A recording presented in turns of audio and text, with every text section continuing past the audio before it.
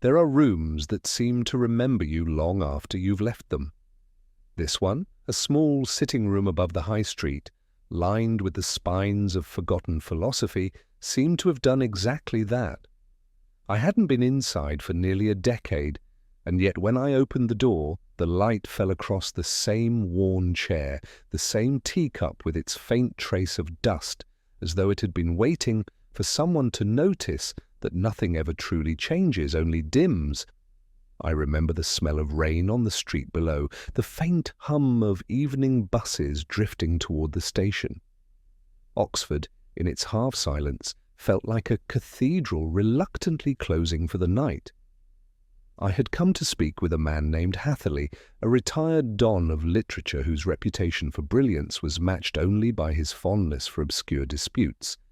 He had summoned me. That was the word he used to discuss what he called a moral miscalculation.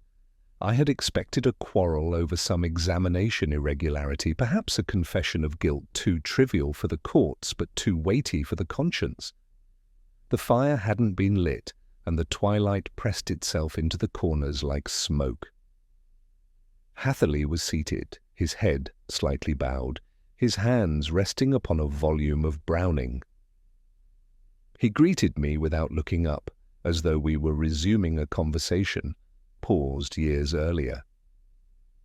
There was something oddly deliberate about the way he avoided meeting my gaze, a studied absence that made me think of actors reciting lines they didn't quite believe. He spoke at length not to me but into the air between us about truth and betrayal, about how the difference between an accident and a sin lies mostly in the ability to justify it after the fact. His words were calm, precise, and utterly without self-pity. I found myself listening not as a policeman, but as a man intruding upon someone's last rehearsal for absolution. The light from the street lamp outside caught the rim of his spectacles, making them gleam like the eyes of a portrait. I remember glancing toward the small writing desk beneath the window, where a letter lay open beside a fountain pen. The ink had not yet dried. My mind, ever the collector of details, noted that the handwriting left a trait uncommon among right-handed men, and that there were 2 blotches of ink on the final line, as though the sentence had trembled before completion. Something in that halted rhythm disturbed me more than I care to admit. People write differently when they are about to end something, a life, a career, a secret. The hand becomes unmoored, the line uncertain. I had seen it before too often. I asked, perhaps too quietly, whether he intended to send it. He smiled, then a smile so tired that it felt like an apology, and said that it had already been delivered, though he suspected it might arrive too late to matter. There was a pause that lingered too long, filled only by the soft ticking of the clock on the mantelpiece. He rose, straightened his tie, and gestured toward the door as though dismissing a lecture hall. I remember his exact words, "You'll find everything clearer when the evening grows darker, Inspector." I walked back into the corridor, and by the time I reached the street, the first drops of rain had begun to fall. Something instinct, perhaps, or memory, made me turn back. From the pavement I could see the faint orange glow through the curtains, the shadow of a man standing perfectly still. An hour later, they said, the neighbours heard a sound soft like a drawer closing. When I returned, the window was still open, and the fire that hadn't been lit now burned quietly in the grate. It was there, in the shifting half-light of that room, that I first saw what I had missed before on the mantel beside the clock, lay another letter, one addressed to me, the envelope sealed but slightly warped by the heat. I did not open it then. I only remember thinking how extraordinary it is that a man can plan his own absence with such meticulous grace. There are certain faces one remembers not for beauty, but for the silence they carry within them. Hers was like that, pale, still, and lit only by the memory of something endured. I met her the following morning in the college chapel, where she was reading aloud from the book of Job. The sound of her voice, low and unadorned, seemed to absorb rather than echo through the empty stone. I recall thinking that only those who have been broken by life ever read that passage without self-pity. Her name was Mrs. Sanderson, though the title seemed honorary. She was the college librarian's widow, still occupying the small cottage near the river that the university, out of habit rather than compassion, allowed her to keep. I had come to ask about her late husband, for it was he who had first introduced Hatherley to the college years earlier. She knew why I had come to women like she always does. She didn't offer condolences for the professor's death, nor any surprise. Instead, she asked if it had been quick. There was no tremor in the question. I told her what I could that I believed it had been deliberate, methodical, perhaps even rehearsed. She nodded almost approvingly and closed the Bible on her lap. She said that the professor had been afraid of two things only: humiliation and time. There was a pause while she folded the edge of a page, a habit of readers who never expect to return. I noticed then that the inside of the chapel smelled faintly of polish and rain. The janitor must have mopped the floor just before dawn. Mrs. Sanderson rose, adjusted her scarf, and motioned for me to follow her into the small vestry where tea had been left to cool beside an untended fire. She poured for both of us and asked, almost as an afterthought, if I had found the second letter. I said that I had, though I had not yet opened it. Her eyes, which had been dull and unseeing, suddenly focused on me with unsettling precision. She said softly that she had written it, or rather, that she had helped him write it. Not the words, she added, just the sentences between them. The distinction struck me as something only the guilty or the profoundly honest would make. I remember studying her hands, narrow, unadorned, the fingers slightly stained with ink. There was something ritualistic about the way she cradled her teacup, as though warming herself with the last act of decency left to her. She told me that Hatherley had come to her the evening before, bringing with him a parcel of papers and a small brass key. He had said only that he was tidying up. It was a phrase that men often use when they are preparing to die. I asked if she had read what was in the parcel. She hesitated, then said that she had read only one sheet, a letter addressed not to me, nor to anyone alive, but to a woman named Alice. She pronounced the name with the faintest tremor, and for a moment I thought she might cry. She didn't. Instead, she set the cup down and began to hum a tune under her breath, a hymn, I think, something from her childhood. It was that detail, small as it seemed, that stayed with me long after I left the melody unfinished, as though she had forgotten how it ended. Outside, the morning had turned grey. The bells of Magdalen were tolling the half-hour, and somewhere across the quad a student's laughter rang out, sharp and incongruous. I walked beside her as far as the gate. She told me that her husband had once admired Hatherley's mind more than any man's, but had grown to despise his certainty. Certainty, she said, makes liars of the clever. As we parted, she looked back toward the chapel and remarked that she had always found Job to be the most human of books, because it never rewards understanding, only endurance. I wrote her words down later that night. They seemed to belong not to her, but to the entire city, a place that endures everything, understands nothing, and forgives only by forgetting. When I reached my rooms, I placed the sealed envelope on my desk. I didn't open it then either.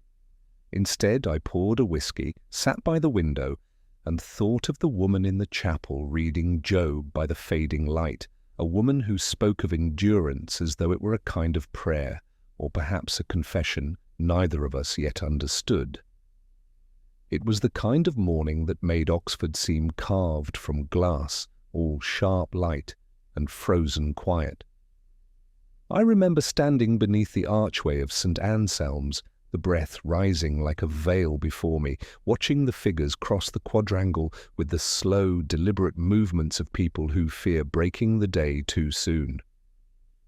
3 women walked together across the frost-whitened lawn, Mrs. Sanderson, the chaplain's wife, and a young lecturer whose name escaped me then but not now.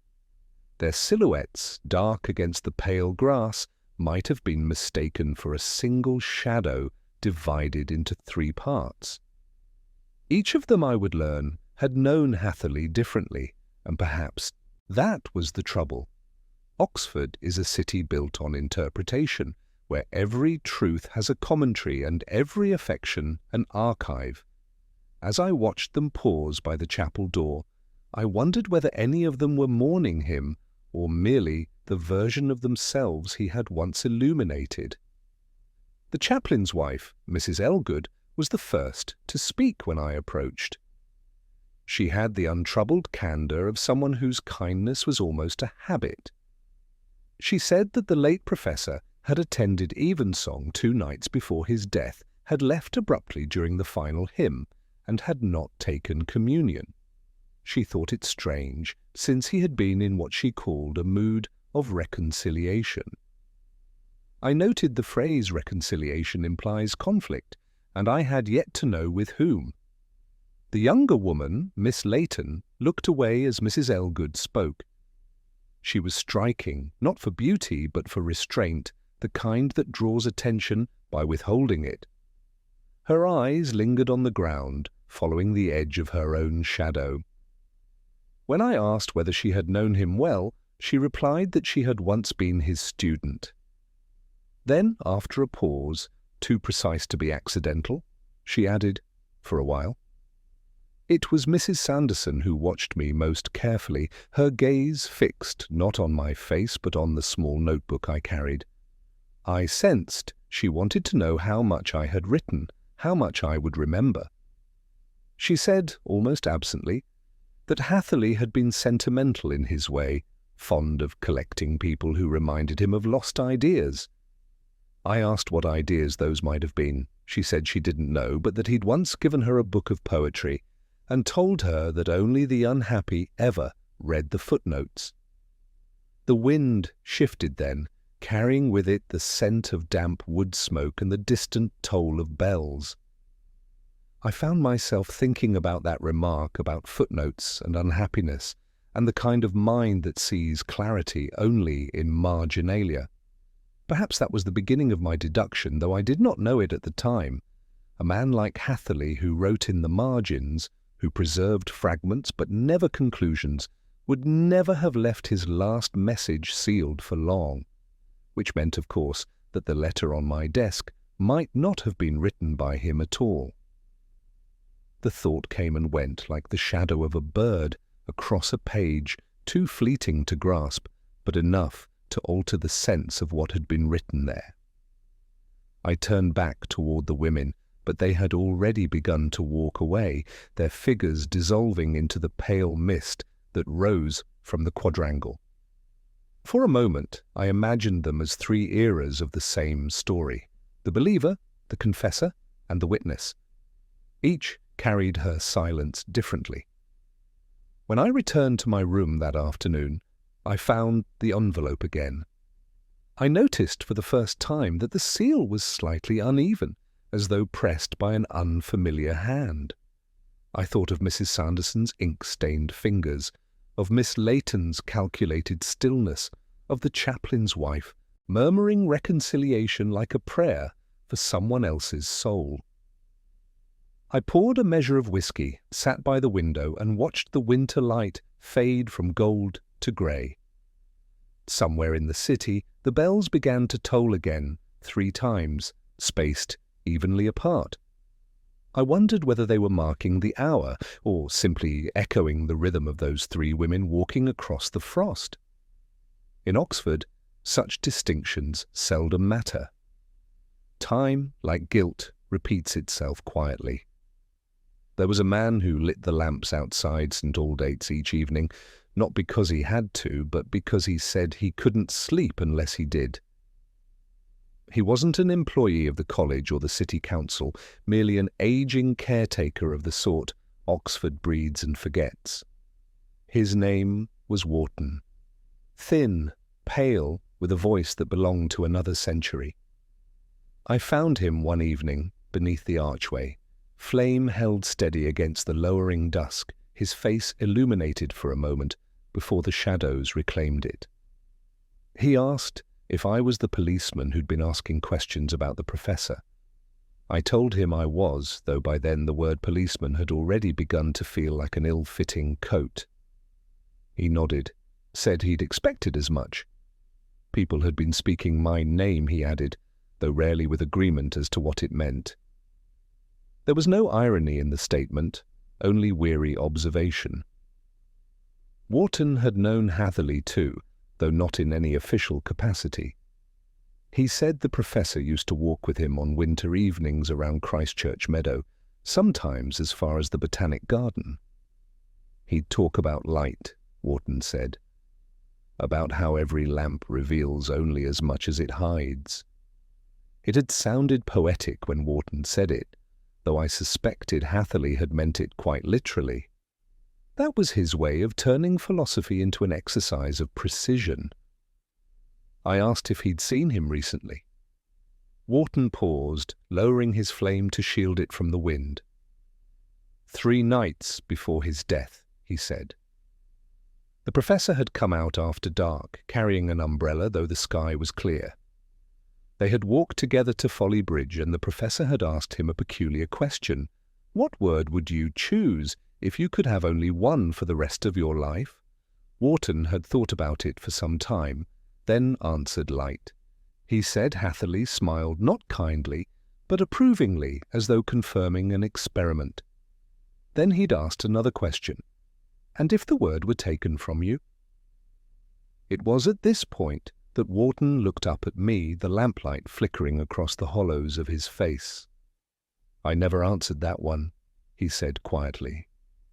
The professor walked on alone, and I went back to my rounds. We stood in silence for a time, listening to the faint hiss of the gas lamps. There's a particular sound they make just before the mantle catches, like breath drawn before speech. It reminded me of the envelope on my desk of the words not yet spoken. The second letter, or perhaps the first, depending on who wrote it. I asked Wharton if he had seen anyone follow Hatherley that night. He shook his head, but then hesitated. A woman, perhaps, he said. Not young. Dark coats, small hats, the kind people wear when they don't want to be remembered. She stood by the bridge until he vanished from view. I didn't need to ask who she might be. Oxford, for all its labyrinths, is never large enough to hide the shape of grief. As we parted, Wharton said something I didn't understand until much later. The lamps, he told me, don't really light the streets, they only make the darkness visible. It sounded like a proverb, or the kind of thing men say when they've lived too long with solitude. But walking back toward my rooms, I found myself repeating the words under my breath as though they held some hidden cipher. When I reached my desk, I opened the envelope at last. Inside was a single sheet of paper, neatly folded. No salutation, no signature. Only a single word written in a careful, almost feminine hand, forgive. The ink was pale as if it had been diluted by hesitation. For a moment I thought of Wharton's confession, of losing his word, and felt the faint chill of symmetry. If light was his chosen word, then forgiveness was Hatherley's. But forgiveness implies offence, and offence implies another hand. I placed the note beside the half-finished crossword I'd abandoned days earlier. One clue stared up at me. 4 letters, an ending that begins again. I had left it unsolved. Now, in the stillness, I wrote the answer at dawn and watched the ink spread across the page like a slow disclosure of light. Outside, The lamplighter's flame moved down the street, vanishing one pool of brightness at a time. There are moments when a case seems to shift in the quiet, not because of what is found, but because of what refuses to be lost. That evening I sat alone in the Bodleian's upper reading room, the kind of place where even ghosts would tread softly. The air smelled faintly of vellum and dust, and the lamps cast that muted amber light that belongs more to memory than to the present. I had asked to see Hatherley's old notebooks, the ones he had left in the college archive after his retirement. The librarian, a thin young man with spectacles that seemed too heavy for his face, had brought them with the reverence of a priest carrying relics. There were 6 in total, each bound in cracked leather and labelled in the professor's precise, almost architectural script. I opened the first at random. His handwriting leaned inward, as though his thoughts were collapsing upon themselves. It was in the 3rd volume that I found it a page torn not once, but twice. The first tier, clean and vertical, had divided the paper neatly down the centre. The second was jagged, hurried, almost violent.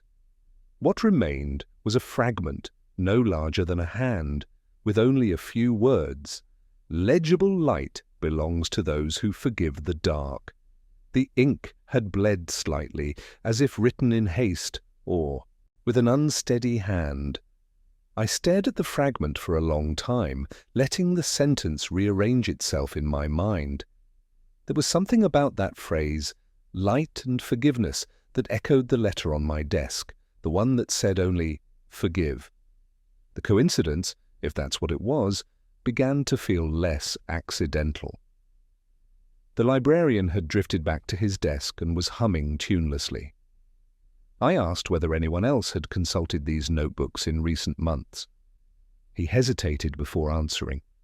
A woman, perhaps 6 weeks earlier, early 40s, dark hair, quiet manners. She'd asked specifically for Volume 3. I asked for her name. He frowned, trying to remember, then said she'd signed the register simply as A. Hatherley. It was a small revelation, but one that carried the weight of something unspoken. The professor had never married the widow I had met. Mrs. Sanderson had once been his student, and the name Alice had appeared in the letter she claimed to have seen. The torn page, that half-erased plea for forgiveness, began to feel like a conversation, interrupted, a dialogue that had never found its ending. When I left the library, the city was wrapped in drizzle. The cobblestones shone with that peculiar gleam that makes Oxford look older, as though the centuries themselves were wet with regret. I walked toward the river, past shuttered bookshops and the faint smell of roasted chestnuts from a distant stall. At Folly Bridge I paused. The water below moved sluggishly, thick with reflected light. It was there, of course, that Hatherley had last been seen.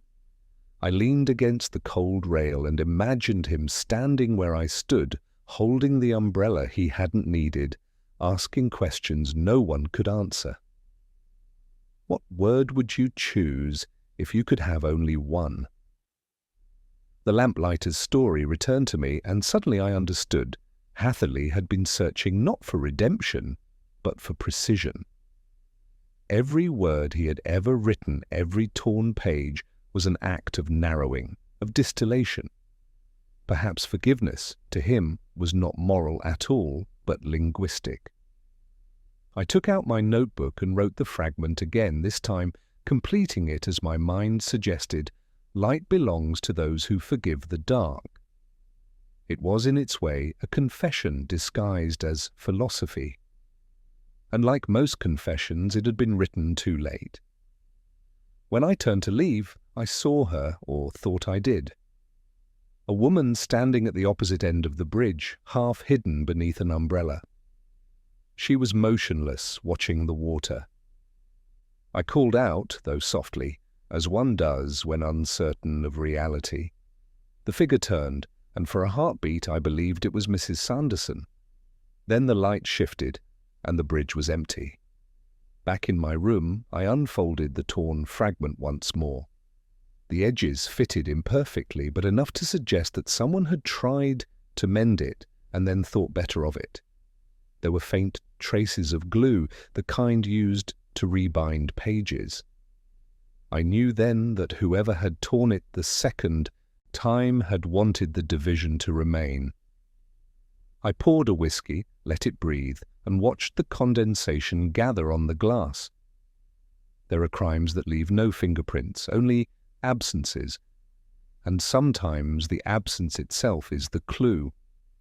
There is a certain kind of woman one meets only once in a lifetime, not because she disappears, but because she continues to exist elsewhere, quietly, in the corners of your memory.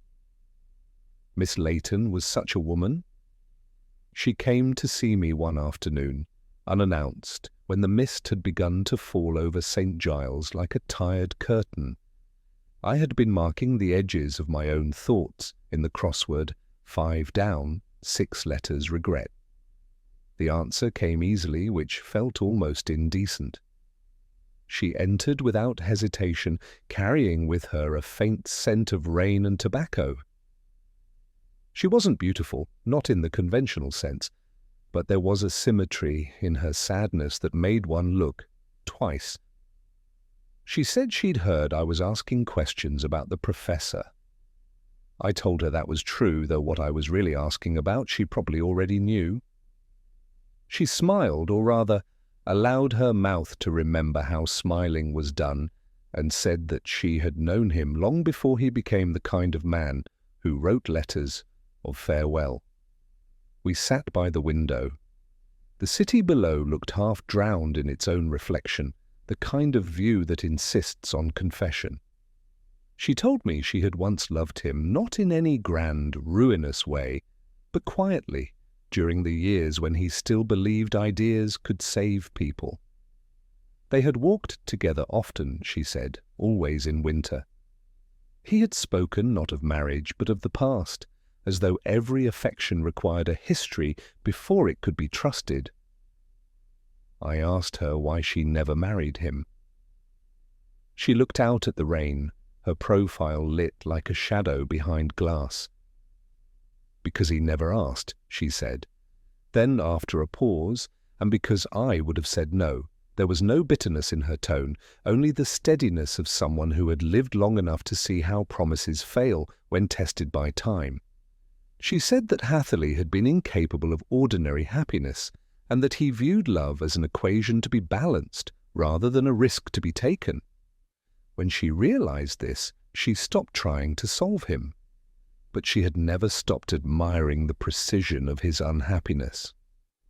As she spoke, I found myself tracing patterns in the condensation on the window.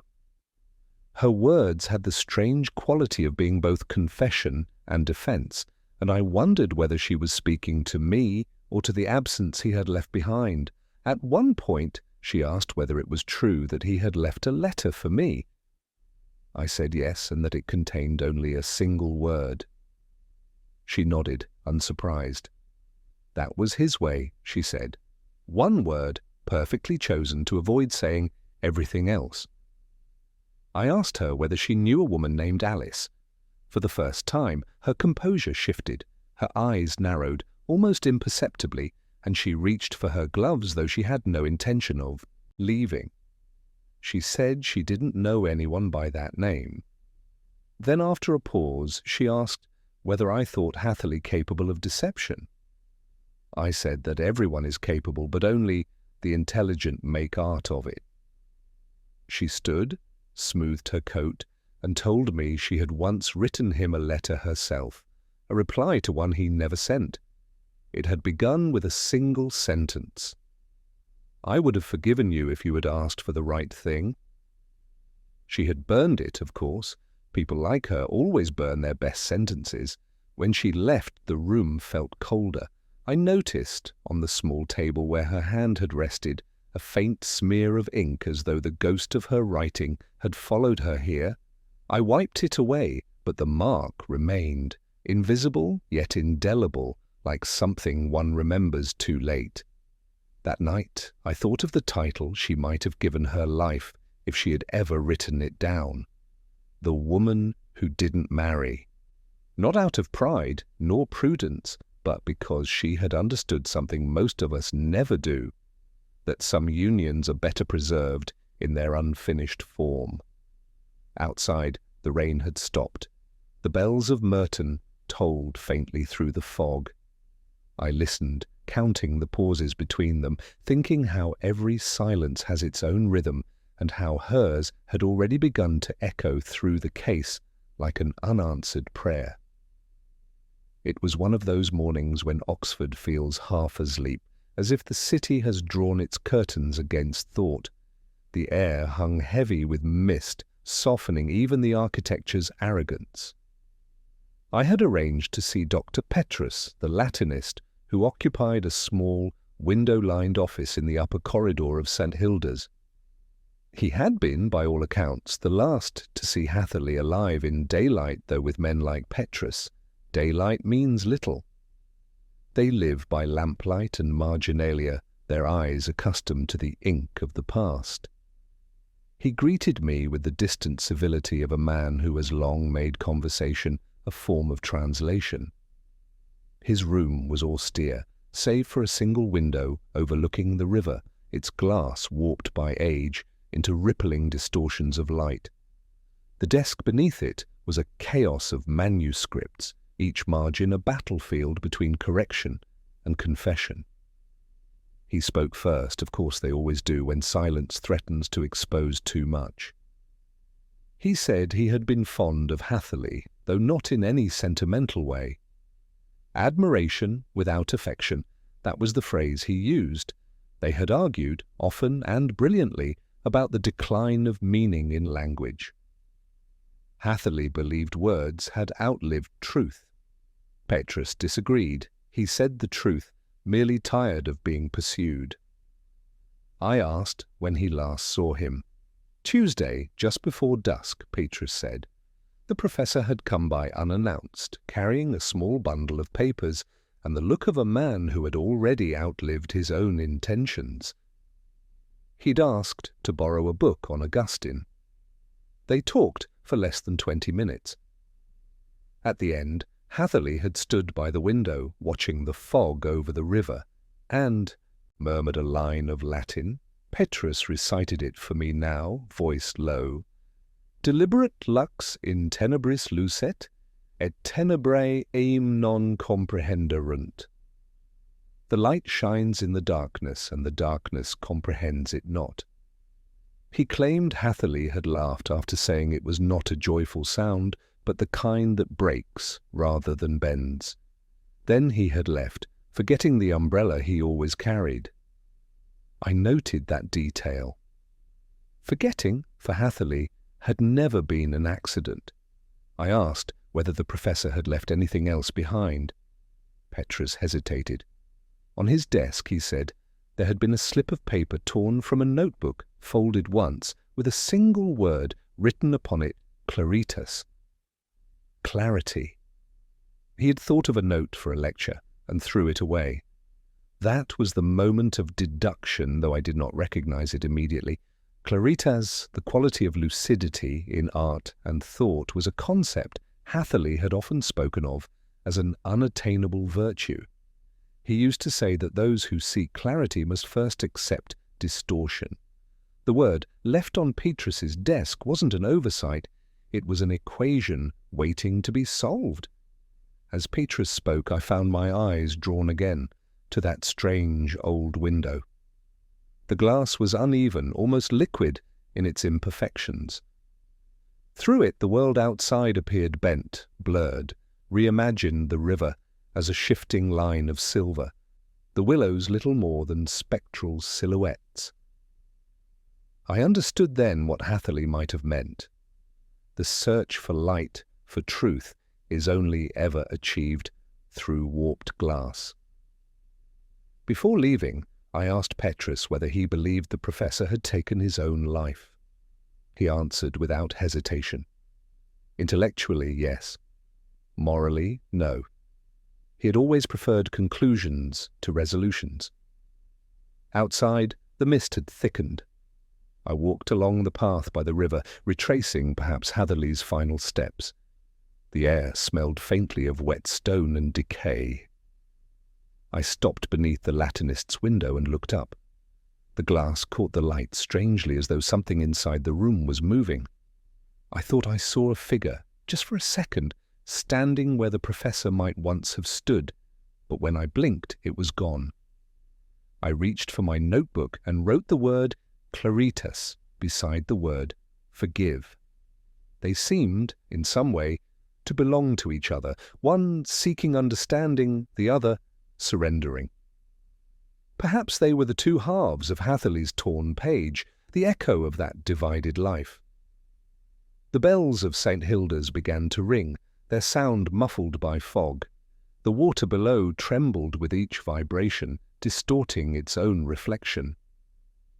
I remember thinking how easily one can mistake the blurred for the beautiful or the unknowable for the divine.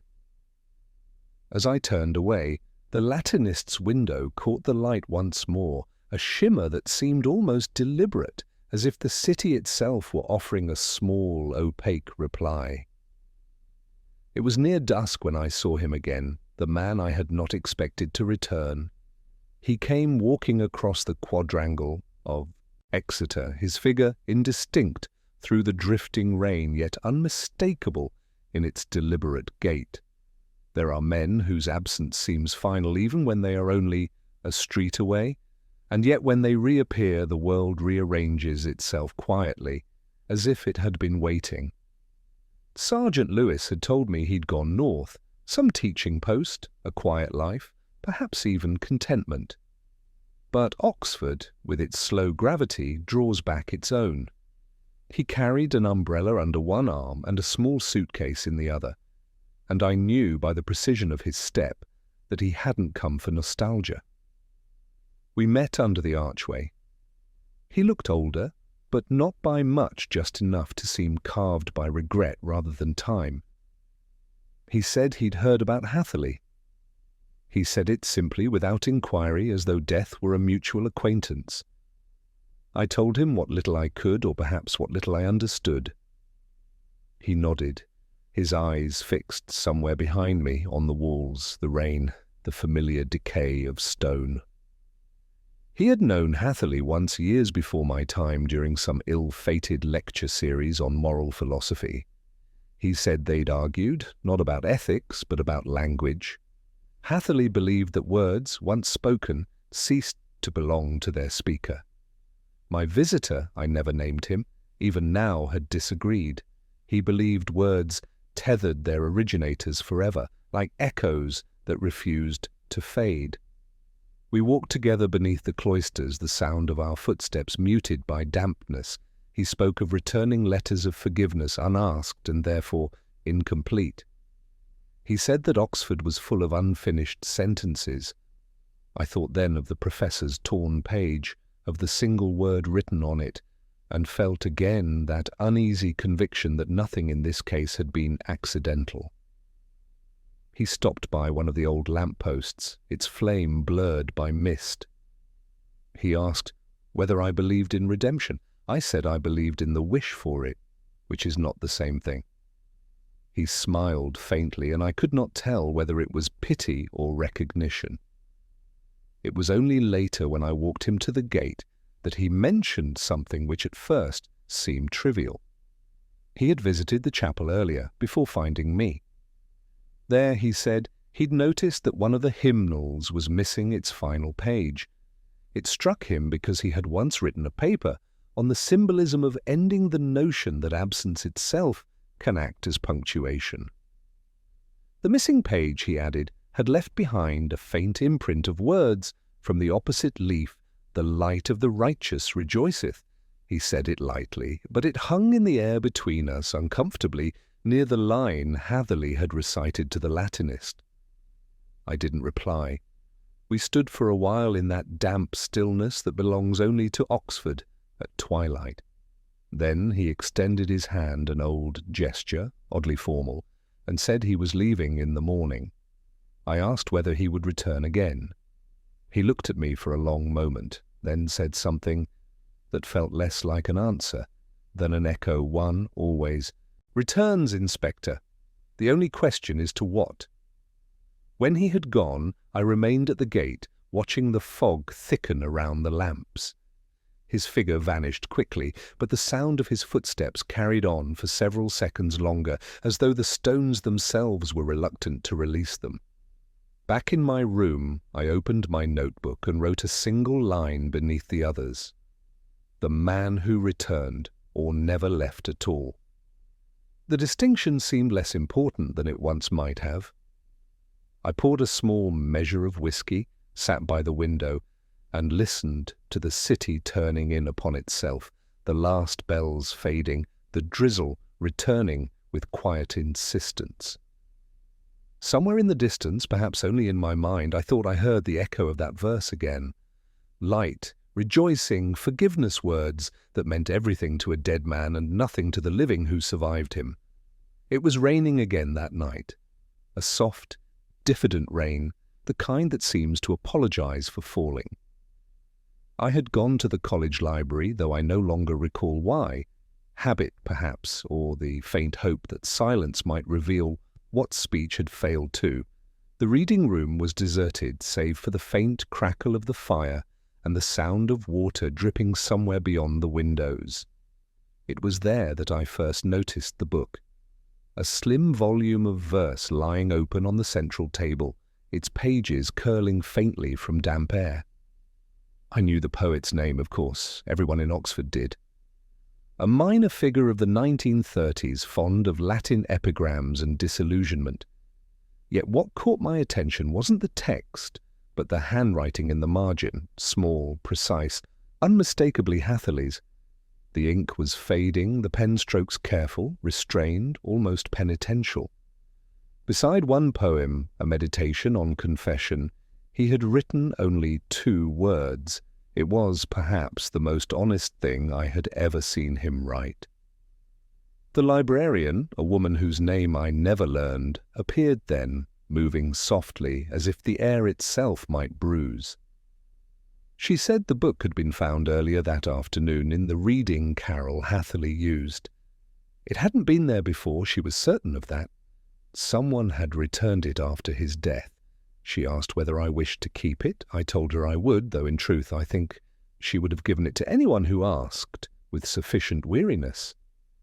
Back in my room, I placed the book beside the letters, the fragments, the crossword, and the rest of the quiet wreckage that had gathered around this case. There was a pattern forming, though not one of evidence, rather of intention. Words chosen and withdrawn, meanings halved and hidden. It was as though Hatherley had been conducting an autopsy on his own conscience. Later that night I read the poem again. It was about a man who speaks every truth but the one that matters, and in doing so ensures that no one ever knows him. I found myself tracing the rhythm of the lines, murmuring them under my breath, until one phrase caught. He wrote, "the silence that others mistook for peace." That was when it came to me, the deduction, if one could call it that. Silence was Hatherley's last confession.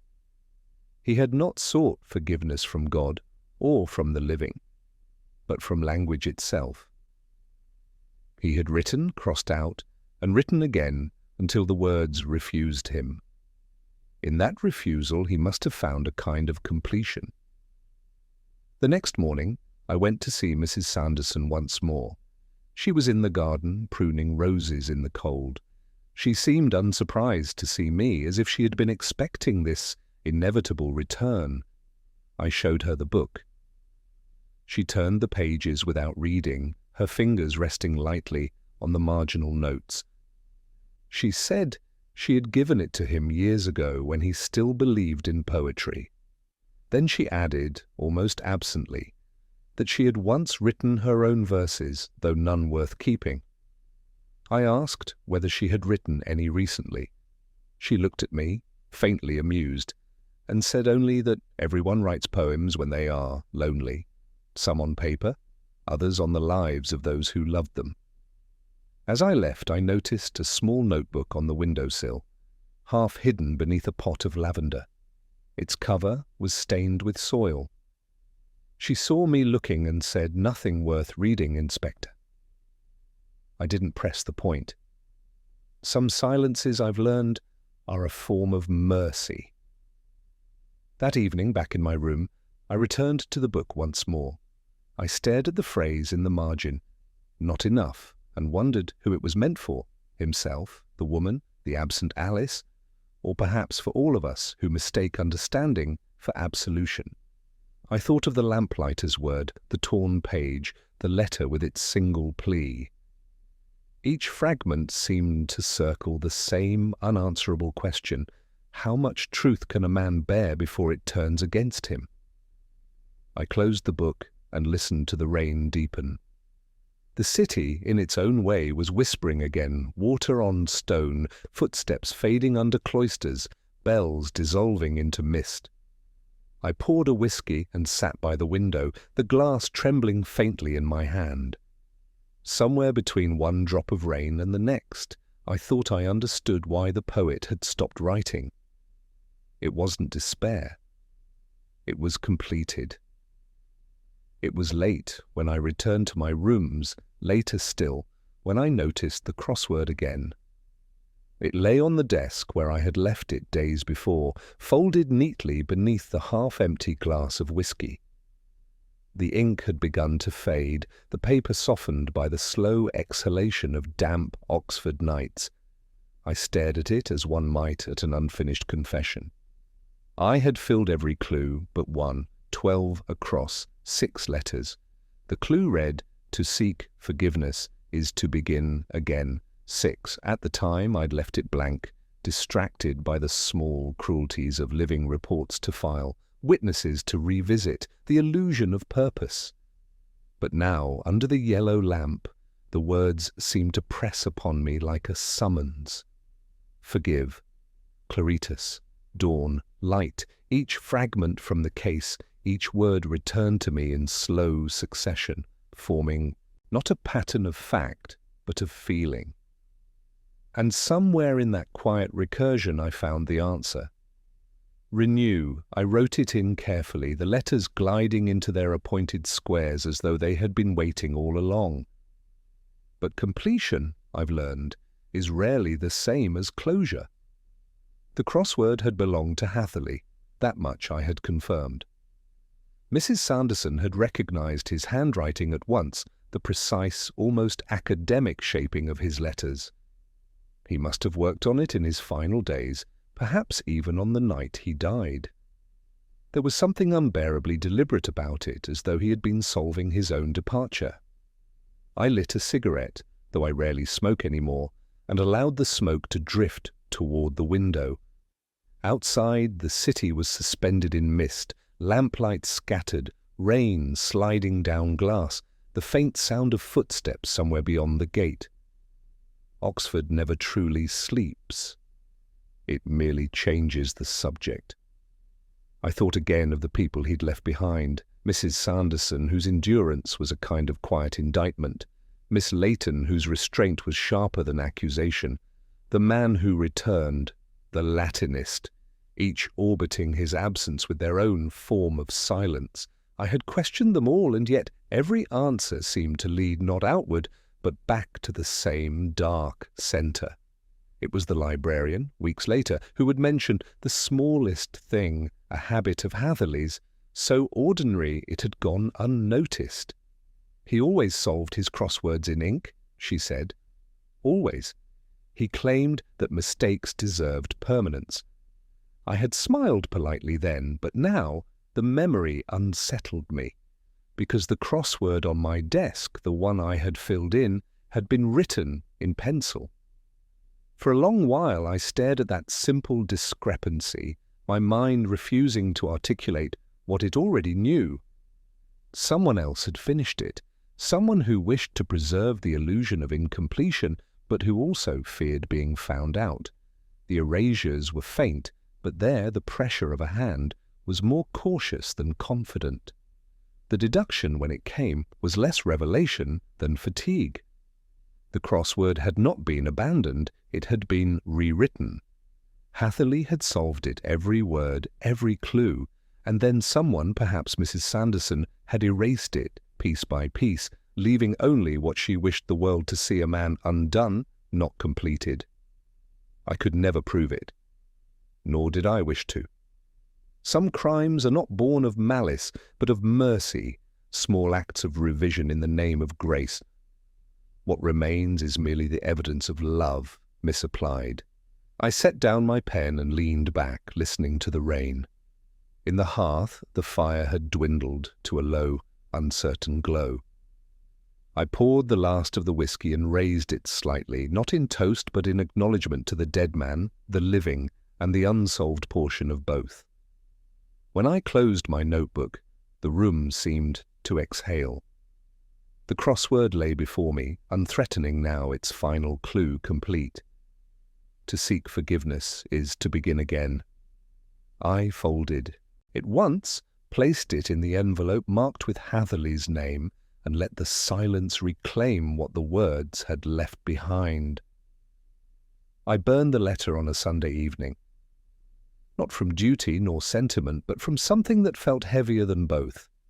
The envelope had sat on my desk for days, its silence more articulate than anything it might have contained. Forgive, that single word had already done enough harm. Some truths, I've learned, survive only by being destroyed. The match caught quickly and the paper folded in on itself with quiet relief. The flames made no protest, only the faint crackle of ink yielding to heat. When it was done, I crushed the ash between my fingers, the way one might test the texture of dust in a church. The faintest trace of handwriting remained, a ghostly curve of blue that refused to vanish. Even in erasure, Hatherley remained precise. I left the window open to let the smoke escape. Outside, Oxford was painted in the half-light of a reluctant dusk, the kind that seems neither to begin nor to end. The bells were sounding from Christchurch, their echo brushing through the damp air like a reprimand. That was the evening I finally understood what the case had been about, not death, never that. Death is easy, final, a closing bracket. It was the margins that mattered, the spaces between words, between actions, between lives half-lived and letters half-written. I had returned earlier that day to Hatherley's rooms. They had already been emptied by the college porter, though a faint smell of pipe smoke lingered in the curtains, and a chalk outline of dust marked where the desk had stood. On the mantel I found a pile of ashes, too small to be a fire's remains, too deliberate to be accidental. There were fragments of paper mixed within torn edges, faint traces of graphite, the kind left by a pencil rather than ink. It was then that the smallest deduction presented itself, as gentle and unassuming as a breath, the crossword. I had been certain it was altered after his death, that someone had rewritten it in pencil. But here, among the ashes, lay the proof that the pencil had been his all along. He had broken his own rule and abandoned permanence for the fragile mercy of correction. Whatever he had wished to preserve, he had chosen to do so in a form that could be undone. Perhaps forgiveness for him required impermanence. I left the room quietly, feeling less like an investigator than an intruder into something private, an intellect dismantling itself with exquisite care. As I walked back through the quad, I saw Mrs. Sanderson standing beneath the cloister arch. She didn't look up when I passed. Her hands were clasped, not in prayer, but in that peculiar stillness of someone who no longer needs to explain herself. I almost spoke, but the silence between us had grown too large to cross. She turned slightly, her profile pale in the evening light, and said something so softly I almost believed I'd imagined it. Some words cannot be forgiven. I didn't answer. There was nothing to contradict. Back in my rooms, I poured the last of the whiskey and watched the final curls of smoke drift from the hearth. The fire had gone out, but its warmth lingered, clinging to the air like memory. I thought of all the things that had survived the torn pages, the erased clues, the unposted letters. Objects that, in their incompleteness, had said more than any confession could. On the desk lay Hatherley's notebook, the one recovered from the archive. Its cover was worn smooth, the binding loose. I turned to the last remaining page. There, faintly, in pencil, were 4 words. They were almost invisible, as though written for the sake of existing rather than being read. Truth is a borrowed light. The line wasn't his.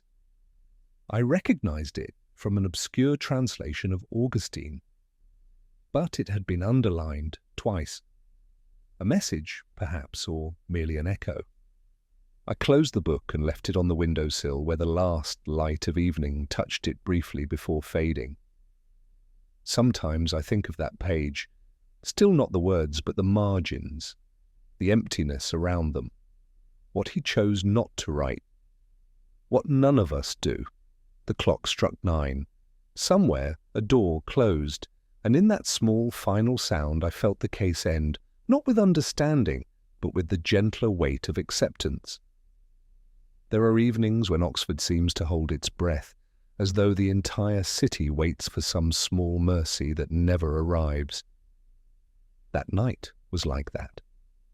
The lamps along the High shivered in a wind that smelled faintly of smoke and rain, and every footstep seemed an intrusion upon something sacred.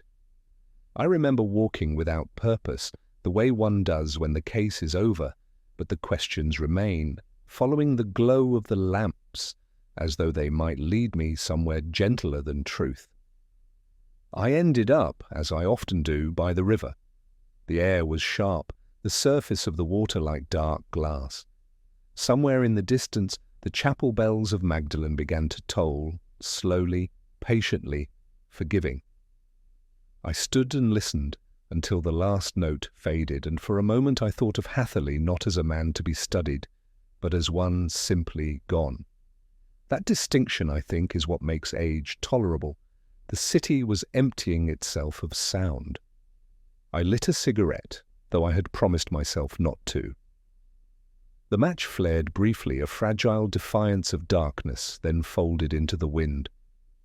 I watched the smoke rise and vanish, and it occurred to me that perhaps all of us live like that, bright for an instant, unseen by most, remembered only by those who happened to be looking. It was then, looking at the reflection of the lamps on the water, that I saw the deduction, though it came not as revelation, but as quiet recognition. The lamplighter's word, the torn page, the letters, the crossword, the ashes. They had all been fragments of the same gesture, an attempt to preserve light in a world that had grown weary of it. Hatherley's life had been a study in precision, his death an act of composition, but what he had left behind was not despair. It was arranged with a symmetry of meanings, incomplete yet deliberate. Forgive, claritas, renew. Each word was a variation on illumination, each written for someone else, but meant, perhaps, for himself.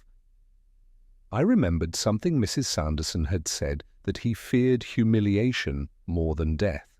But humiliation, for men like him, is simply the moment when understanding turns upon itself.